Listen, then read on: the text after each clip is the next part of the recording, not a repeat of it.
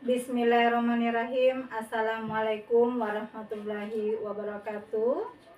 Selamat pagi, salam sejahtera untuk kita semua. Perkenalkan, saya Dr. Yenda Puspita, MPD, dosen program studi S1 Pendidikan Guru Pendidikan Anak Usia Dini, Fakultas Keguruan dan Ilmu Pendidikan Universitas Pahlawan Tuanku Tambusai dengan NIDN 2107058603. Pada kesempatan ini saya akan memperkenalkan salah satu mata kuliah yang saya ampu, yaitu konsep dasar pendidikan anak usia dini, dengan kode mata kuliah AUD 103 dengan bobot SKS 3 SKS dan dilaksanakan selama 16 kali pertemuan yang terdiri dari 14 kali perkuliahan, 1 kali ujian tengah semester, 1 kali ujian akhir semester. Mata kuliah konsep dasar pendidikan anak usia dini merupakan mata kuliah yang memberikan pemahaman fundamental mengenai hakikat pendidikan anak usia dini sebagai landasan bagi calon guru pendidikan anak usia dini dalam melaksanakan tugas profesionalnya. Secara umum, konsep pendidikan anak usia dini adalah landasan atau prinsip yang menjadi dasar dalam penyelenggaraan pendidikan anak usia dini sejak lahir hingga usia 6 tahun. Konsep ini menekankan bahwa setiap anak adalah individu yang unik, memiliki karakteristik dan potensi yang berbeda, sehingga memerlukan stimulasi pendidikan yang sesuai dengan tahapan pertumbuhan dan perkembangan agar dapat berkembang secara optimal. Adapun materi yang akan dipelajari selama 1 semester meliputi yang pertama, kontrak perkuliahan, pengertian, tujuan, dan fungsi pendidikan anak usia dini. Kedua, sejarah perkembangan PAUD di dunia dan di Indonesia. Pertemuan ketiga akan membahas teori belajar anak usia dini, dan pada pertemuan keempat akan membahas tentang perkembangan anak usia dini. Pertemuan kelima akan membahas tentang karakteristik anak usia dini, dan untuk pertemuan keenam, cara belajar anak usia dini. Selanjutnya pada pertemuan ketujuh akan membahas tentang program-program pada pendidikan anak usia dini terkhususnya di Indonesia. Pada pertemuan ke-8 akan dilakukan ujian tengah semester untuk melihat sejauh mana kemampuan pada mahasiswa PAUD. Pertemuan ke-9, konsep bermain dan peran dalam pembelajaran PAUD. Pertemuan ke-10 akan membahas tentang kurikulum, media, metode, dan program pembelajaran PAUD. Pertemuan ke-11 akan membahas tentang evaluasi pembelajaran pada anak usia dini. Pertemuan ke-12 akan membahas layanan pendidikan bagi anak berkebutuhan khusus. Sedangkan pertemuan ke-13, peran orang tua dan masyarakat dalam perkembangan anak. Dan pada pertemuan ke-14 akan membahas tentang miskonsepsi tentang pendidikan anak usia dini secara arah perkembangan PAUD di masa depan. Dan untuk pertemuan ke-14 akan membahas secara keseluruhan materi tentang konsep dasar pendidikan anak usia dini dan penguatan konsep dasar pendidikan anak usia dini. Dan pada pertemuan terakhir, yaitu pertemuan ke-16, akan diadakan ujian akhir semester. Setelah mengikuti mata kuliah ini, mahasiswa diharapkan mampu menerapkan pemikiran yang logis, kritis, sistematis, dan inovatif dalam menganalisis berbagai permasalahan pendidikan anak usia dini. Yang kedua, mahasiswa mampu menguasai konsep-konsep kepautan secara kreatif, inovatif, dan kontekstual sebagai bekal menjadi pendidik profesional. Agar proses pembelajaran berlangsung secara aktif dan bermakna, perkuliahan menggunakan beberapa metode pembelajaran. Yang pertama yaitu menggunakan project based learning, yaitu mahasiswa melakukan observasi langsung ke lembaga PAUD untuk mengidentifikasi penerapan konsep-konsep dasar PAUD dalam proses pembelajaran, kemudian menyusun laporan hasil observasi. Selain itu, proses pembelajaran juga dilaksanakan melalui ceramah, interaktif, diskusi kelompok, presentasi, studi kasus, tanya jawab, serta refleksi pembelajaran hingga mahasiswa lebih aktif dalam membangun pemahaman tentang konsep pendidikan anak usia dini. Penilaian dalam mata kuliah ini terdiri atas 6. Yang pertama, aktivitas partisipatif yang dimana 10%. Kemudian yang kedua, hasil proyek 15%, 3 tugas individu 5%, 4 kuis 10%, 5 ujian tengah semester 30%, dan yang terakhir yaitu ujian akhir semester 30%. Saya berharap melalui mata kuliah ini mahasiswa tidak hanya memahami konsep dasar pendidikan anak usia dini secara teoritis, tetapi juga mampu mengimplementasikan konsep-konsep tersebut dalam praktek pembelajaran yang kreatif, inovatif, serta sesuai dengan kebutuhan dan karakteristik anak usia dini. Demikian pengenalan mata kuliah konsep dasar pendidikan anak usia dini. Berikut contoh pembelajaran konsep dasar anak usia dini. Assalamualaikum. Waalaikumsalam. Bismillahirrahmanirrahim. Assalamualaikum warahmatullahi wabarakatuh. Waalaikumsalam warahmatullahi wabarakatuh. Selamat pagi semuanya. Pagi, Bu.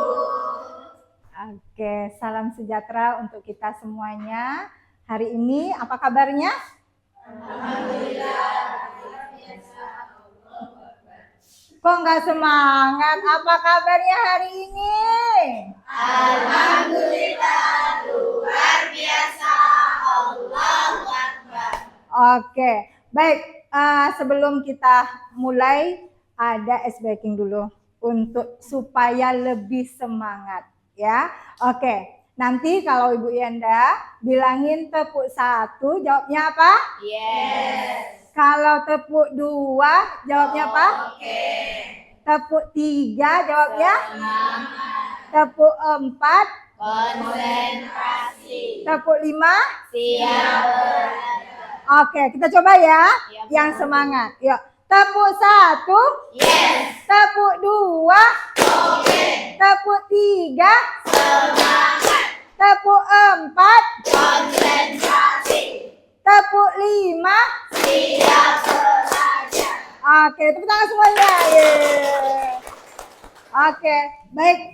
Sebelum kita mulai pembelajaran, sebelumnya mari kita berdoa terlebih dahulu. Berdoa dimulai. Berdoa selesai. Oke, sebelum kita mulai mata kuliah kita, di mana Bu Yanda akan mengabsen satu persatu. Witri? Hadir, Bu. Oke. Ega? Hadir, Bu. Pio? Hadir, Bu. Windy? Hadir, Bu. Wina? Hadir, Bu. Neng Rahayu? Hadir, Bu. Fitri, Dewi, Destari, Ulfira, Irma, Intan Permata, Ayu, Andri. Siapa lagi yang belum tersebut? Udah semuanya? Kalista ya? Iya, Kalista. Oke, baik. Terima kasih atas kehadirannya tepat waktu pada pagi hari ini, di mana hari ini akan membahas tentang konsep dasar pendidikan anak usia dini. Iya. Nah, sebelumnya hari ini adalah hari yang dimana pertemuan ke-5. Jadi pertemuan sebelumnya masih ingatkan apa materinya sayang? Masih, Bu. Apa kira-kira? Konsep dasar usia dini itu ada beberapa aspek. Pertama, aspek kognitif, yang kedua motorik, yang ketiga bahasa, yang keempat sosial emosional, yang kelima agama dan moral, dan yang terakhir itu aspek seni, Bu. Oke, baik, tepuk tangan dulu untuk Fitri. Oke, alhamdulillah masih ingat. Yang lainnya masih ingat? Coba diulang lagi sama Windy. Aspek apa lagi tadi? Kognitif, yang kedua aspek motorik, yang ketiga aspek sosial emosional, yang keempat aspek agama, yang kelima aspek seni, Terus?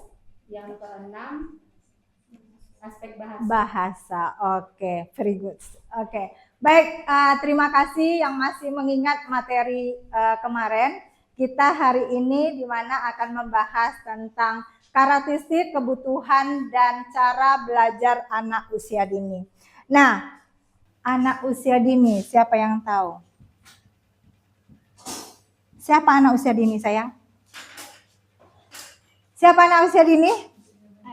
Ada yang tahu? Iya, silakan, Neng.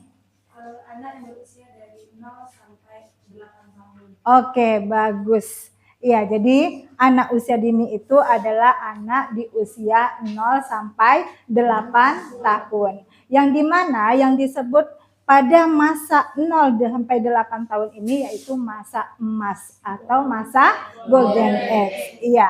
Nah, jadi kenapa dikatakan masa emas? Karena pada saat di usia 0 sampai 8 tahun ini mereka adalah anak yang perlu atau membutuhkan stimulus pertumbuhan dan perkembangan. Nah, makanya dikatakan emas. Emas itu mahal ya, benar? Dan emas itu sangat disayangkan. Nah, kenapa? Karena pada masa anak usia dini ini, yang dimana kalau kita tidak memberikan stimulus atau rangsangan, itu sangat disayangkan. Kenapa? Kalau nanti salah atau tidak memberikan rangsangan pada anak usia dini, maka nanti akan berdampak pada kehidupan selanjutnya. Nah, makanya ibaratkan kita membangun pondasi, itu harus dimulai dari pondasi awal yang dikokohkan supaya nanti apapun yang terjadi, ada gempa,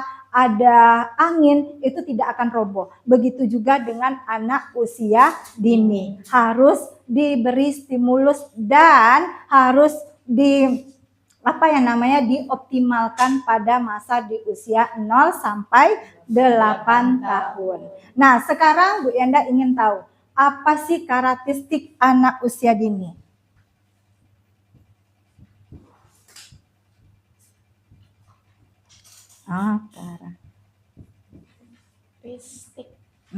Karakteristik anak usia dini.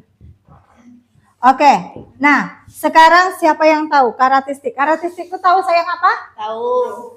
Karakteristik itu adalah ciri-ciri. Nah, siapa yang tahu? Yang pertama, yuk.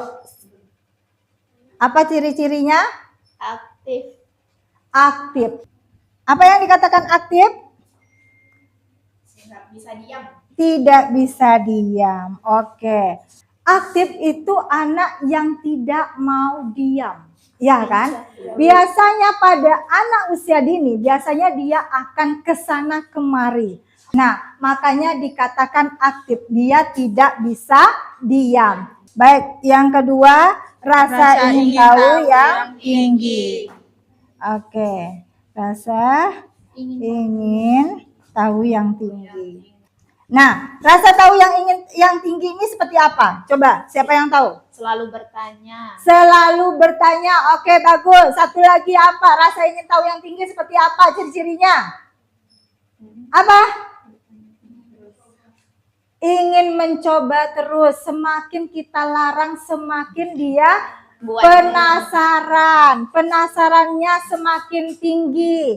Makanya dilarang oleh teori yang dimana kata biasa tidak memperbolehkan mengatakan kata jangan. Nah, kenapa? Karena rasa ingin tahu anak ini harus didukung. Nah, kemudian yang ketiga apa? Suka bermain.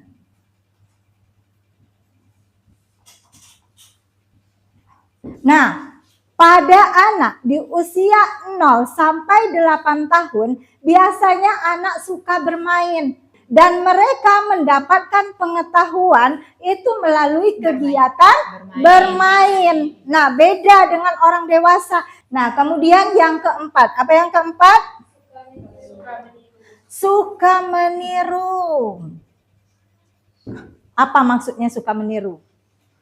Apapun yang kita lakukan ditiru sama anak itu. Makanya kita beri contoh yang baik. Oke, mantap. Ya, jadi anak usia dini itu dia suka meniru. Apapun yang dilakukan, apapun yang dilihat oleh orang dewasa atau lingkungannya, dia akan tiru. Tanpa dia mengetahui apakah yang dia tiru itu adalah perbuatan baik atau ucapan baik. Maka untuk itu sebagai guru PAUD, sebagai model harus memberikan contoh atau model yang terbaik. Nah, maka kalau mulai saat ini kita harus menjaga ucapan, harus menjaga tata krama, harus menjaga etika kita dan menjaga penampilan. Kenapa? Karena akan ditiru oleh peserta didik kita. Oke, selanjutnya kita akan membahas tentang kebutuhan. Selain kita membahas tentang karakteristik pada anak usia dini, tentu kita harus membahas tentang kebutuhan. Banyak ya yang dipahami sebagai guru PAUD. Jadi kita harus membahas tentang kebutuhan. Yang pertama apa kebutuhannya? Nutrisi atau gizi. Nah, nutrisi ini sebenarnya sayang bukan hanya di saat 0 yang dimana sudah lahir, tetapi 0 itu dimulai dari dalam kandungan. Makanya kita sebagai guru PAUD harus memahami apa kira-kira nutrisi atau gizi yang harus kita berikan kepada anak usia dini. Kemudian yang kedua apa kebutuhannya? Kasih sayang. Kasih sayang. Kasih sayang. Apakah hanya anak usia dini membutuhkan kasih sayang? Iya. Orang dewasa pun butuh, Bu. Ya, untuk itu kita sebagai guru PAUD jangan pernah kalian membedakan karena dia ganteng kalian sayang, karena dia anak PRT kalian sayang, dan dia yang jelek kalian tidak sayangi. Banyak duit disayang. Karena banyak duitnya kata Witri disayang. Jangan seperti itu. Jadi kita seharusnya memberikan kasih sayang itu tanpa membedakan. Oke? Ya, Kemudian yang ketiga apa? Apa? Rasa aman. Seperti apa rasa aman? Memberikan rasa aman. Hah? Rasa amannya seperti apa sayang? Anak tuh merasa aman di samping kita. Iya. Iya, bagus. Jadi rasa aman itu ya tentunya membuat dia tenang, bahagia, tidak merasa tertekan, tidak merasa takut ketika ditinggal oleh orang tuanya. Kemudian yang keempat, apa yang keempat? Kesehatan. Yang kelima apa? Bermain dan stimulus. Bermain. Oke, sampai di sini paham? Paham. Ada yang mau ditanyakan? Iya, si Irma. Ibu, mengapa sih bermain itu termasuk salah satu kebutuhan anak usia dini? Oke, baik. Bagus pertanyaannya. Jadi bermain itu adalah, kembali lagi kita tadi, bahwa bermain adalah suatu kebutuhan pada anak usia dini, yang dimana bermain ini adalah salah satu cara anak untuk menstimulus semua aspek perkembangan pada anak usia dini. Oke, bagus. Untuk Irma, tepuk tangan dulu untuk Irma ya. Iya, oke, kita lanjut sedikit lagi, yaitu cara belajar PAUD. Nah, kembali lagi, cara belajar PAUD ini sama juga, ada bermainnya ya. Cara belajar. Cara belajarnya apa? Yang pertama, bermain. Nah, jadi ketika kita memberikan pembelajaran pada anak usia dini, sesuai yang saya sampaikan tadi bahwa wajib melalui kegiatan bermain. Kemudian yang kedua apa? Mengamati. Seperti apa mengamati? Melakukan eksperimen. Iya. Ketika kita menjadi seorang guru PAUD, tentu harus mengajak anak untuk mengamati. Makanya dikatakan guru PAUD itu adalah guru hanya sebagai fasilitator, hanya menyediakan media. Mereka disuruh mengamati, yang dimana ketika anak terjun langsung itu ingatannya lama dibandingkan hanya mendengar aja. Oke, yang ketiga apa lagi? Meniru. Nah, meniru cara belajarnya ini, makanya ada kita bermain peran. Nah, ada metode bermain peran kan? Nah, ada metode bermain peran supaya mereka mengingat kembali kira-kira bermain peran ini apa sih yang kira-kira yang bisa dia tiru. Baik itu mungkin meniru cara guru belajar, mungkin dengan cara polisi atau dokter. Nah, itulah gunanya kita di sekolah PAUD itu ada bermain peran. Oke, yang keempat, bereksplorasi. Nah, oke, bereksplorasi ini apa artinya? Bereksplorasi, menjelajahi. Nah, jadi anak itu kan suka menjelajahi. Yang biasanya kalau kita bawa untuk karya wisata, itu dia sangat senang, sangat antusias dia dengan bertamasa tersebut. Makanya dia suka bereksplorasi. Oke, dari 3 materi ini apakah sudah paham? Sudah? Sudah. Oke. Sampai di sini ada yang mau ditanya lagi? Iya, silakan si Windy dulu. Izin bertanya, Bu, mengapa pembelajaran di PAUD tidak ditekankan kemampuan membaca dan berhitung secara formal? Oke, bagus sekali pertanyaan ya. Kenapa pembelajaran di PAUD itu tidak ditekankan pada membaca, menulis, dan berhitung? Sebenarnya itu pembelajaran yang sering dilakukan di TK ya. Iya. Nah, karena sesuai dengan tujuan pendidikan anak usia dini, yang dimana hanya menstimulus semua aspek perkembangan. Nah, jadi tugas kita tugas kita di PAUD itu hanya menstimulus ya, menstimulus 6 aspek perkembangan sesuai dengan tahapan perkembangan. Jadi kita menstimulus itu tidak hanya menstimulus aja, tapi kita sesuaikan tahapannya. Nah, seperti itu. Oke, ada lagi? Iya, silakan Andri. Izin bertanya, Bu. Yang pertanyaannya, apa dampaknya jika pembelajaran tidak sesuai dengan karakteristik anak usia dini? Terima kasih, Bu. Oke, baik. Pertanyaannya sangat bagus ya. Kalau pembelajarannya tidak sesuai, bayangkan ya, Kalau ini saya inikan dulu ke kita, yang dimana kalau kita ini kan jurusannya PAUD, ya kan? Kalau seandainya kalian Bu Yenda berikan pembelajarannya ini ke matematika, kira-kira gimana? Pusing. Nah, begitu juga pada anak usia dini.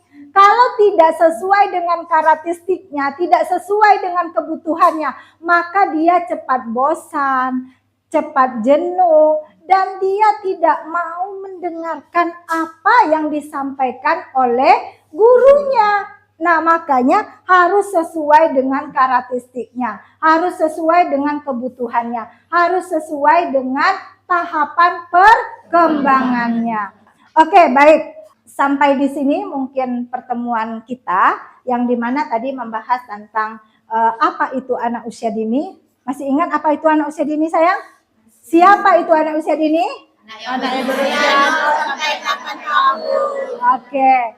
Masih ingat karakteristik anak usia dini? Nah, Apa? Coba sebutkan. 1, aktif, 2, tahu suka bermain, suka meniru, rendang perhatian pendek. Oke, bagus. Kemudian yang menjadi kebutuhannya masih ingat? Nasi, Iya, apa? 1, nutrisi, kasih sayang, rasa aman, kesehatan, bermain, dan stimulasi. Oke, tepuk tangan dulu semuanya.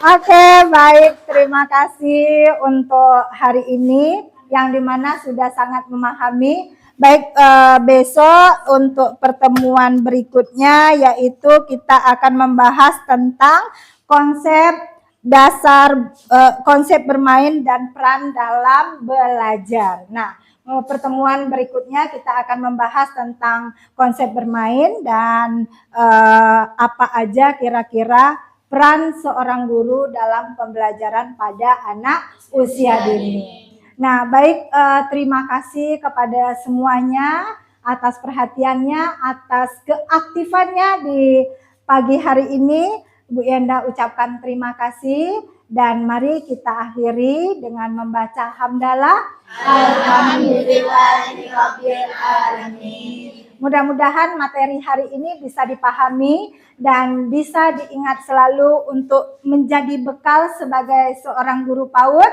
Dan tentunya Bu Yenda ucapkan terima kasih karena sudah aktif ya untuk hari ini.